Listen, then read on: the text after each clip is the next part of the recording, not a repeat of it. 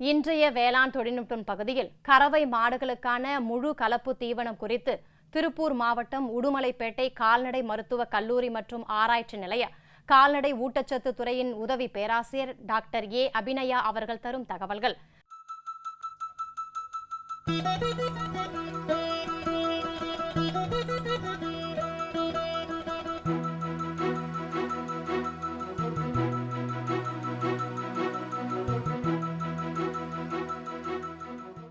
இன்று நாம் பார்க்க போகும் தலைப்பு கறவை மாடுகளுக்கேற்ற கால்நடை முழு கலப்பு தீவனம். இது ஒரு புதிய தீவனம்ங்கிறத விட ஒரு புதிய தீவன மேலாண்மை யுக்தின்னு நம்ம சொல்லலாம். பொதுவாக பண்ணையாளர்கள் 3 வகையான தீவனங்களை கறவை மாடுகளுக்கு கொடுப்பாங்க. ஒன்று உலர் தீவனம், பசுந்தீவனம், அடுத்து அடர் தீவனம். இந்த 3 தீவனமே கால்நடை கறவை மாடுகளுக்கு முழு பால் உற்பத்தியை பெருக்குவதற்கு அவசியம். இந்த 3 தீவனங்களையுமே நம்ம சரியான அளவில், அதாவது சரியான விகிதத்தில் நம்ம கொடுக்கப்பட வேண்டும். அப்போ தான் உடல் நலமும் பேண முடியும், பால் உற்பத்தியையும் பெருக்க முடியும். இப்பொழுது நம்ம எப்பவுமே எப்படி கொடுக்குறோம்னா, வெவ்வேறு நேரங்களில் இந்த உலர் தீவனம், பசுந்தீவனம், அப்புறம் அடர் தீவனம் ஒவ்வொரு தனித்தனியாக நம்ம பிரித்து கொடுப்போம். அப்படி தான் இது வரைக்கும் நம்ம பண்ணிகிட்ருக்கோம். ஆனால் இந்த மாதிரி பிரித்து கொடுக்கறதால சில நமக்கு வேலைக்கு ஆள் தேவைப்படும், வேலை பளு அதிகரிக்கும், நம்ம தீவன விரயம் அதிகமாகும். இதை சரி செய்ய தான் நமக்கு முழு கலப்பு தீவனங்கிற ஒரு யுக்தியை நம்ம செய்ய போகிறோம். இந்த முழு தீவன கலப்பு தீவனத்தில் நம்ம 3 வகையான தீவனங்கள், உலர் தீவனம், பசுந்தீவனம், அடர் தீவனம், இந்த 3 தீவனங்களையுமே நம்ம ஒரே நேரத்தில் சரியான விகிதத்தில் ஒன்றா கலந்து அது ஒரு புதியதொரு கலவை தீவனமாக நம்ம மாடுகளுக்கு அளிக்க போகிறோம். இதனால் தீவனம் விரயமாகிறது கம்மியாகும், பால் உற்பத்தியும் பெருகும், பாலின் தரமும் மேம்படும். நம்ம வெவ்வேறு நேரங்களில் தனித்தனியாக கொடுக்கறதால அசையுண் வயிறுங்கிற நம்ம கறவை மாடுகளுக்கு அசையுண் வயிறு இருக்கின்றது. அந்த வயிற்றுல நுண்ணுயிரிகள் ஏராளமாக இருக்கிறது. இந்த நுண்ணுயிரிகளிலும் சரி, அது சுற்றி வாழும் என்விரான்மெண்ட்லையும் அது ஒரு அமிலக்காரத்தன்மையை மாறுபடுத்துகிறது. இப்போ வெவ்வேறு நேரங்களில் கொடுக்கறதால அமிலக்காரத்தன்மை மாறுபடுறதால அமில நோய் கறவை மாடுகளுக்கு ரொம்ப எளிதிலே வந்துடும். இந்த அமில நோய் வந்தால் மாடு உடல் நலமும் சீரமாக இருக்காது, பால் வளமும் குறைஞ்சி போயிடும். ஸோ இந்த அமில நோயை நம்ம தடுக்கணும், உடல் செரிமானத்தை நம்ம மேம்படுத்தணும் அப்படின்னா நாம் கறவை மாடுகளுக்கு தேவையான 3 சத்து, புரத சத்து, நார் சத்து, அப்புறம் மாவு சத்து, இந்த 3 சத்துக்களையுமே ஒரே நேரத்தில் சரியான அளவில் அது கறவை மாடுகளுக்கு போய் சேர்கிற மாதிரி நம்ம பார்த்துக்கிறதுக்கு தான் இந்த முழு கலப்பு தீவனம் உதவி பெறுகிறது. மேலும் இது துகள் அளவுன்னு சொல்லுவோம் தீவனத்தில். ஸோ இந்த தீவன துகள் அளவு எந்த அளவுக்கு அது சிறியதாகவும் இருக்கக்கூடாது, பெரியதாகவும் இருக்கக்கூடாது. ரொம்ப சிறியதாக இருந்தாலும் வயிற்றில் செரிமான கோளாறு வரும். நம்ம பெருசாக இருந்தால் அது ஒழுங்காக செரிமானமும் ஆகாது. ஒழுங்காக செரிமானமாகாத தீவனத்தால் கறவை மாடுக்கு தேவையான சத்துக்களும் போய் கிடைக்க போகிறதில்ல. அதனால் ஒரு பண்ணையில் பார்த்திங்கன்னா தீவனத்துக்கு ஆகிற செலவு தான் ஏராளம். இது 70 to 75% தீவனத்துக்கு ஆகிற செலவே ஆகிடும். அவ்வளவு கஷ்டப்பட்டு நம்ம செலவு செஞ்சு தீவனம் வாங்கி அந்த தீவனம் ஒழுங்காக செரிக்காமல் அந்த தீவனத்தில் உள்ள சத்துக்கள் மாடுகளுக்கு போய் சேரலைன்னா மாடுகளால் முழு பால் உற்பத்தியை அது கொடுக்க முடியாது. ஸோ நம்ம முழு பால் உற்பத்திக்கும் பாலின் தரத்தை மேம்படுத்துவதற்கும் செரிமானத்திற்கும் இந்த முழு கலப்பு தீவனம் உதவி புரிகிறது. சரி, இதை நம்ம எப்படி கொடுக்கலாம்? நம்ம மாடுகளுக்கு என்ன சத்து தேவையோ அந்த சத்தை முதல்ல நம்ம கணக்கிடணும். முதல்ல சத்தை கணக்கிட்டு இதுக்கு இவ்வளோ புரத சத்து தேவை, இவ்வளோ நார் சத்து தேவை, இவ்வளோ மாவு சத்து தேவைன்னு கணக்கிட்ட பிறகு இந்த சத்துகள் உள்ள பசுந்தீவனம் எவ்வளோ கலக்கணும், உலர் தீவனம் எவ்வளோ கலக்கணும், அடர் தீவனம் எவ்வளோ கலக்கணுங்கிற விகிதத்தை நம்ம கண்டுபிடிக்கணும். ஸோ இதை எப்படி கண்டுபிடிக்கிறது? இதை கண்டுபிடிக்கிறதுக்கு மாடுகளோட உடல் எடை, அதோட பருவகாலம் மற்றும் அது எவ்வளவு பால் உற்பத்தி செய்கிறது, அதாவது 10 லிட்டர் பால் கறக்கிறதுக்கு ஒரு சத்துக்கள் தேவைப்படும். அதுவே கொஞ்சம் அதிக பால் உற்பத்தி 15 லிட்டர் கறக்கிற மாடுக்கு இன்னும் கொஞ்சம் சத்துக்கள் அதிகமாக தேவைப்படும். ஸோ அந்த விகிதத்தை நம்ம கரெக்டாக கணக்கிடணும். இந்த கணக்கிடுறது ரொம்ப கஷ்டமாக சில பேருக்கு தெரியும். ஏன்னா நம்ம மாடுகளை தனித்தனியாக பிரித்து ஒவ்வொரு மாட்டுக்கும் ஒவ்வொரு விகிதம்னு நம்மளால் கொடுக்க முடியாது. அது ப்ராக்டிக்கலாக பாசிபிள் இல்லை. ஸோ நீங்கள் என்ன பண்ணலாம், ஒன்று எங்கள் துறைக்கு வந்து எங்கள்கிட்ட விவரங்களை சொல்லி ஆலோசனை பெற்று அது மூலியமாக நீங்கள் விகிதத்தை நிர்ணயித்து அது மூலியமா நீங்கள் இந்த கலப்பு தீவனத்தை தயார் செய்யலாம். அப்படி இல்லைன்னா பொதுவாக நம்ம இந்த உடல் எடை, பால் அளவு இதெல்லாம் பொறுத்து பொதுவாக நம்ம ஒரு சாதாரண விகிதம் ஒன்று வச்சுருக்கோம். அதுதான் 60-40.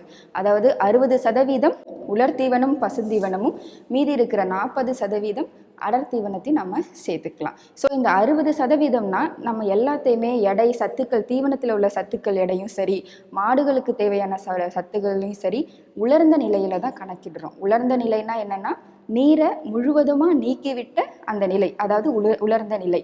ஒவ்வொரு தீவனத்திலையுமே நீர் சத்து வந்து வேறு மாதிரி இருக்கும். உலர் தீவனத்தில் 10% கம்மியாக இருக்கும், அடர் தீவனத்துலையும் 10% கம்மியாக இருக்கும். ஆனால் பசுந்தீவனத்தில் பார்த்திங்கன்னா நீர் சத்து 80-85% கூட வரைக்கும் இருக்கும். அதனால் நீர் சத்து வேறுபடுறதால நம்ம நீரை ஒதுக்கிட்டு உலர்ந்த நிலையில் தான் நம்ம சத்தை கணக்கிடுறோம். இந்த உலர்ந்த நிலையில் கணக்கிடுறப்ப ஒரு மாடு பார்த்திங்கன்னா 2-2.5% உலர்ந்த பொருளை எடுத்துக்குது. ஸோ இந்த இப்போ 400 கிலோ எடை உள்ள ஒரு கறவை மாடுன்னு பார்த்திங்கன்னா அதுக்கு 10 கிலோ உலர்ந்த பொருள் தேவை. ட்ரை மேட்டர் இன்டேக்குன்னு நம்ம ஆங்கிலத்தில் சொல்லுவோம். ஸோ இந்த ட்ரை மேட்டர் இன்டேக், உலர்ந்த பொருள் இவ்வளோ 10 கிலோ தேவைப்படுதுன்னா அந்த 10 கிலோவில் 60% உலர்ந்த தீவனமும் பசுந்தீவனமும் இருக்கணும். மீதி இருக்கிற 40% தான் இந்த அடர் தீவனம். இந்த 60%னா இப்போ 10 கிலோவில் 6 கிலோ நீங்கள் உலர்ந்தீவனம் பசுந்தீவனமும் மீதி இருக்கிற 4 கிலோ அடர் தீவனமும் கொடுக்கலாம். இப்போ 6 கிலோ உலர் தீவனம் பசுந்தீவனம் அப்படின்னு சொல்லிட்டோம்.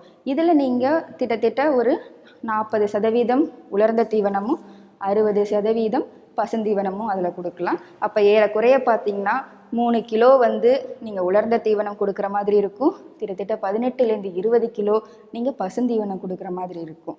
அதே மாதிரி கிட்டத்தட்ட 4-4.5 கிலோ நீங்கள் அடர் தீவனம் கொடுக்குற மாதிரி இருக்கும். ஸோ இதுதான் அந்த 60:40க்கான சமசீரான உணவு. ஒரு கறவை மாடு வந்து மிதமான பால் உற்பத்தியிலேருந்து அதிக பால் உற்பத்தியை பெருக்குவதற்கு நம்ம இதை செய்யணும். மாடுகளை குழுக்களாக பிரிக்கணும். அந்த குழுக்களில் உள்ள மாடுகள் சராசரியாக ஒரே மாதிரி உடல் எடை, பால் உற்பத்தி எல்லாம் சராசரியாக சிமிலரான அளவு இருக்கிற மாதிரி பார்த்துக்கிறோம்.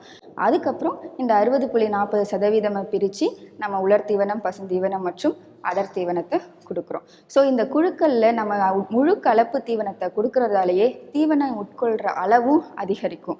ஸோ அளவு அதிகரிக்கிறப்ப பால் உற்பத்தியும் அதிகரிக்கும். நம்ம தினசரி அதை கண்காணித்து கொண்டே வரணும். நம்ம கண்காணித்து தீவனம் உட்கொள்கிற அளவு அதிகமாகிறப்ப நாம் கணக்கிடுற நிலையிலிருந்து ஒரு 10-20% அதிகமாகவே நம்ம கொடுக்க ஆரம்பிக்கலாம்.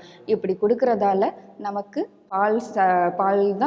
பால் வளம் வந்து பெருகி கிடைக்கும். சரி, இதை நம்ம எப்படி வந்து சேமித்து வைக்கிறது? நான் ஆல்ரெடி சொன்ன மாதிரி உலர் தீவனத்திலையும் அடர் தீவனத்திலையும் நீர் சத்து கம்மியாக இருக்குது. ஆனால் பசுந்தீவனத்தில் நீர் சத்து அதிகமாக இருக்குது. நீங்கள் 3ஐயும் ஒன்றா சேர்த்து கட்டியாக்கி நீங்கள் கலவை செஞ்சதுக்கப்புறமா அதை அன்றாடம் தினசரி பயன்படுத்திடணும். இல்லைன்னா அது வந்து சேதாரம். பசுந்தீவனம் கலந்ததுக்கப்புறமா நம்ம ரொம்ப நாள் அதை சேமிக்க முடியாது. அதுக்காகவே மற்ற மாநிலங்களில் என்ன பண்ணுறாங்க, பசுந்தீவனத்தை தவிர்த்து அடர் தீவனம் மற்றும் உலர் தீவனத்தை மட்டும் கலவையாக்கி வித்துட்ருக்காங்க. சரி, இதை வந்து எத்தனை கட்டி கொடுக்கறது அப்படின்னு சில பேருக்கு டவுட் வரும். இதில் வந்து நம்ம எவ்வளோ சத்து ஒரு மாட்டுக்கு தேவையோ, ஒரு குழுக்கு தேவையோ அதை பேஸ் பண்ணி தான் நம்ம விகிதத்தை பிரித்து அதுக்கேற்ற மாதிரி தான் நம்ம கட்டியை உருவாக்குறோம். ஸோ அந்த கட்டி பார்த்திங்கன்னா ஒரு நாளைக்கு நீங்கள் 1 கொடுத்தாலே போதும். அந்த ஒரு கட்டி நீங்கள் கொடுத்தாலே அதுக்கு வந்து அந்த வயிறின் உட்களவு சாட்டிஸ்ஃபை ஆகி மாடு வந்து தீவன பொருள் அதிகமாக சாப்பிட ஆரம்பிக்கும். அடுத்து இதில் நம்ம என்னென்ன கலக்கலாம், என்னென்ன தீவனத்தை பயன்படுத்தலாம்? நம்ம உலர் தீவனத்தில் எப்போவும் என்ன சேர்ப்போம்? வைக்கோல், மக்காசோளத்தட்டு.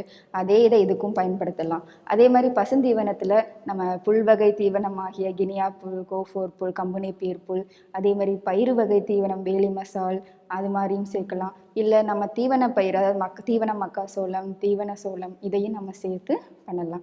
அதேமாரி கலப்பு தீவனம், அடர் தீவனம்.